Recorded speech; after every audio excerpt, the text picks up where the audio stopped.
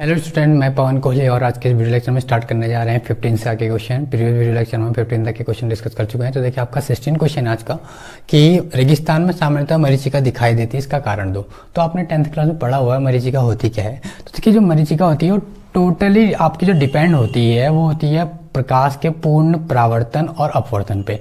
इन दो कंडीशन की वजह से ही आपका क्या होता है, मिराज यानी कि मरीचिका बनती है। तो देखिए रेगिस्तान में सतह के निकट की वायु क्या होती है आपकी, बहुत ज़्यादा गर्म होती है, जिसके कारण ये क्या करती है, विरल माध्यम का कार्य करती है। अब विरल माध्यम का काम करेगी और उसके बाद जबकि ऊंचाई बढ़ने के साथ साथ माध्यम की सघनता भी बढ़ती जाती है। मतलब कि माध्यम क्या हो जाएगा, वो सघन हो जाएगा। जितनी ज़्यादा आपकी ऊंचाई बढ़ती जाएगी आपका माध्यम क्या हो जाएगा, सघन हो जाएगा। और माध्यम सघन होने से आपका प्रकाश क्या होता है, अपवर्तित होता है। अब प्रकाश हाइट बढ़ रही है तो आपका प्रकाश क्या होगा, अपवर्तित होगा।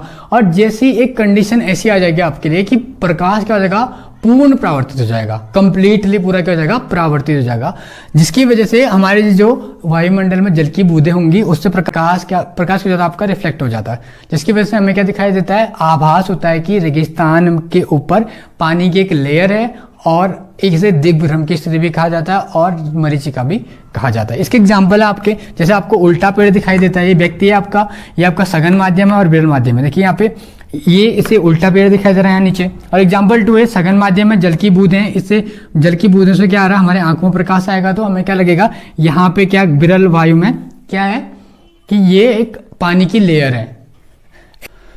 तो फ्रेंड नेक्स्ट क्वेश्चन आपके पास, देखिए डी ब्रोगली तरंगदैर्ध्य क्या है और आपको इसका व्यंजक निकालना है। देखिए डी ब्रोगली के अनुसार जो प्रकाश है वही केवल द्वैत प्रकृति में दिखाता। ऐसे आवेशित कण या इलेक्ट्रॉन होते हैं जो भी क्या करते हैं, द्वैत प्रकृति दिखाते हैं, मतलब कि डुअल नेचर दिखाते हैं आपका। और इसमें आप क्या आते हैं, जैसे इलेक्ट्रॉन हो गया और आवेशित कण हो गए।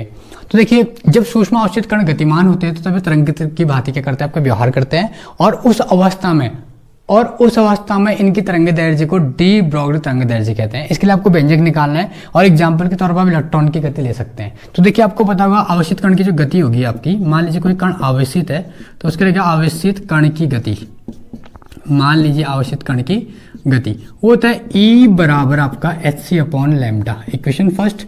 अब आइंस्टाइन की इक्वेशन आपने पढ़ी रखी है, E बराबर होता है mc²। इक्वेशन 2 देखिए E बराबर hc/λ तरंग के लिए और दूसरा E बराबर mc² मास के लिए। अब मान लीजिए E से E आपका कैंसिल हो जाता है तो आपको मिल जाएगा hc/λ = mc²। देखिए C से आपका C कटा तो यहाँ पे आप सॉल्व करेंगे तो आपको मिलेगा h/λ इक्वल टू यहाँ हो जाएगा mc हो जाएगा। अब इस तरंगदैर्ध्य निकालना है आपको लैम्डा, तो ये इधर आ जाएगा और इधर चले जाएगा, यानी कि h/mc इक्वल टू लैम्डा। अब देखिए c तो प्रकाश की चाल होती है। अब आपको यहाँ पे आपको क्या करना पड़ेगा, v मानना पड़ेगा। c की जगह क्या करना पड़ेगा, v मानना पड़ेगा, ताकि m इंटू वी हो जाए और हमें क्या मिल जाए, मोमेंटम मिल जाए, यानी कि संवेग मिल जाए। तो लैम्डा बराबर आपका हो जाएगा h/m इंटू वी बराबर आप लिख सकते हैं इसे λ/p। तो ये आपका आ गया व्यंजक डी ब्रोगली के लिए। नेक्स्ट क्वेश्चन है आपके पास, किसी रेडियोएक्टिव नाभिक आपके पास 88 रेडियम 228, ये आपका परमाणु क्रमांक परमाणु भार के श्रेणी क्रम में क्षय होते समय 2α 3 बीटा कण निकलते हैं तथा अंत में प्राप्त नाभिक y है, तो y की परमाणु संख्या और द्रव्यमान संख्या आपको क्या करनी है, ज्ञात करनी है। तो इसके लिए देखिए आपको क्या करना पड़ेगा, प्रारंभ में जो नाभिक से आपके क्या होते हैं, 2α कण क्या होते हैं, क्षय होते हैं। तो आप ऐसा लिखेंगे 88 रेडियम 228। अब अल्फा का मतलब क्या होता है आपको पता होना चाहिए। अल्फा कण का मतलब है आपका 2He4।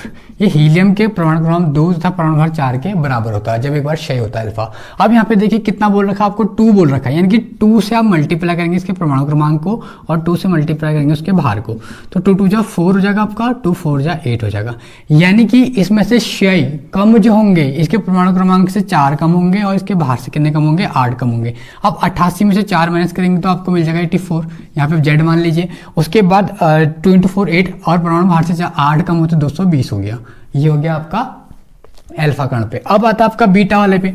अब बीटा वाले पे जो होता है आपका वो होता है सिर्फ 1, एक वो भी होता, वो एक कम होता है और वो होता है आपका परमाणु क्रमांक पे, यानी कि बीटा क्षय में सिर्फ एक कम होगा, एक क्षय होगा और वो किसमें कम नहीं होगा, ये जुड़ेगा, ये आपका जुड़ता है बीटा वाला, वो जुड़ता है आपके परमाणु क्रमांक में। अब बीटा कितना हो रहा है, 3 हो रहा है, तो 3 बीटा यानी कि 1 × 3 बराबर आपका हो जाएगा 3।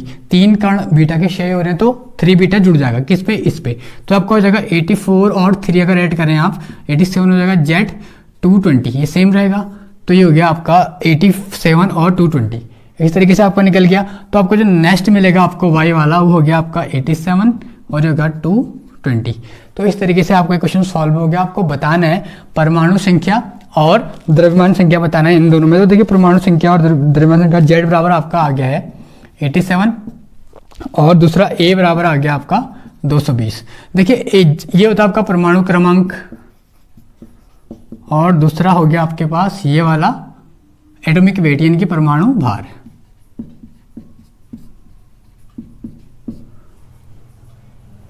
क्वेश्चन आपके पास क्वेश्चन नंबर 90। देखिए समांतर प्लेट संधारित्र की दोनों प्लेटों के बीच पूर्ण रूप से वैद्युत पदार्थ रखा हो तो संधारित्र की धारिता का व्यंजक ज्ञात करो। आपके पास संधारित्र की दो प्लेटें हैं, एक A और एक B। इनके बीच एक परावर्तनांक K भरा हुआ है और इनके बीच की दूरी D है। इस पर पॉजिटिव चार्ज है, इस पर नेगेटिव चार्ज है, ये आपको पता होना चाहिए। तो देखिए मान लीजिए माना किसी समांतर प्लेट संधारित्र की दो प्लेटें हैं और भी A को Q आवेश दिया जाता है। देखिए जब A को प्लस Q आवेश दिया जाता है तो इससे इस पर क्या जाता है, नेगेटिव चार्ज आ जाता है। वो होता है प्रेरण के द्वारा। आपने सुना होगा प्रेरण एक ऐसी चीज है जिसकी वजह से क्या है दूसरे में क्या जाता है, आवेश आ जाता है। उसी परिमाण का आता है बट क्या आता है, नेगेटिव आवेश आता है। देखिए यहाँ पे पॉजिटिव है तो पॉजिटिव इस पे क्या आएगा, नेगेटिव आएगा। लेकिन कंप्लीटली क्या होगा आपका पूरे परिमाण का, यानी कि जितना इस पे उतना इस पे भी आएगा। तो इसके लिए प्लेटों के बीच विद्युत क्षेत्र की तीव्रता वो होती है आपकी E बराबर होता है आपका sigma upon epsilon not A। Sigma K epsilon not होता है आपका, सिग्मा बराबर होता है K एप्सिलॉन नॉट होता है। तो देखिए सिग्मा बराबर आपका K एप्सिलॉन नॉट। अब मान लीजिए आपको पता होगा सिग्मा बराबर होता है आपका Q अपॉन A होता है, सिग्मा बराबर Q अपॉन A। अब क्या करेंगे आप, सिग्मा Q अपॉन A इस पे पुट करिए। देखिए E बराबर आपका हो जाएगा सिग्मा की जगह Q अपॉन A और यहाँ पे आपको मिल गया है A एप्सिलॉन नॉट। ये इक्वेशन हो गया आपकी 2। अब देखिए ये तो हमने बढ़ दिया। अब दोनों प्लेटों के बीच क्या हो रहा है आपका, प्रेरण से विद्युत धारा, इसके में दोनों प्लेटों के बीच क्या हो रहा है आपका कि विद्युत धारा की वजह से दोनों प्लेटों के बीच प्रेरण से क्या हो रही है, समान परिमाण का आवेश जा रहा है। तो देखिए इसके लिए विभवांतर भी होगा आपका V बराबर होता है E इंटू डी होता है विभवांतर का फॉर्मूला। ठीक है, V बराबर E इंटू डी। तो E की वैल्यू आपके पास है Q A एप्सिलॉन नॉट, आप यहाँ पर रखेंगे इंटू डी हो जाएगा। आप इसे सॉल्व करें तो देखिए आपको हो जाएगा E की वैल्यू यहाँ पे Q upon A into K epsilon not और यहाँ पे D इंटू आपका हो जाएगा यहाँ पे D, यानी कि आपका आ गया V बराबर Q into D upon A epsilon not. इस तरीके से अब देखिए यहाँ पे धारिता का व्यंजक होता है। अब धारिता जो होती है वो होती है Q बराबर C अपॉन V होता है इसका फॉर्मूला, C बराबर Q अपॉन V। तो देखिए C बराबर Q अपॉन V आप निकालेंगे, C बराबर Q अपॉन V। तो V की वैल्यू आपके पास इतनी कंप्लीट है, आप इसमें वैल्यू रखेंगे। तो देखिए अगर मैं इसको इरेज कर देता हूँ तो C बराबर आपका हो जाएगा Q अपॉन V हो जाएगा। C इक्वल टू Q की वैल्यू क्या है आपके पास, देखिए Q D अपॉन V की वैल्यू Q तो Q रहेगा आपका, इंटू V की जगह 1 अपॉन आ जाएगा आपका Q D upon A epsilon not. तो देखिए इस तरीके से ऊपर चले जाएगा और Q से आपका Q कैंसिल हो जाएगा, यानी कि C बराबर आ जाएगा आपका A epsilon not upon D। और यहाँ पे आपका K भी था, एक K, और यहाँ पे भी आपका K है इस तरीके से, और एक K भी आपका ऊपर चले जाएगा K A epsilon not D।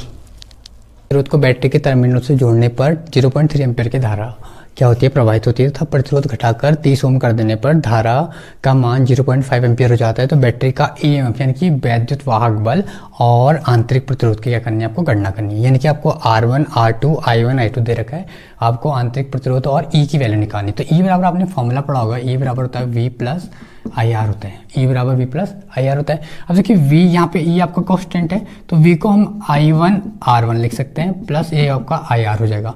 तो देखिए E की वैल्यू आपके पास पता नहीं है, रहने दीजिए, और I1 आपको पता है I1 R1, I1 की वैल्यू कितनी है 0.3 इंटू R1 की जो वैल्यू होगी आपके पास वो है 60 प्लस यहाँ पे I की वैल्यू कितनी हो गई है, यहाँ पे ये I मिल गया आपको 0.3, ये R।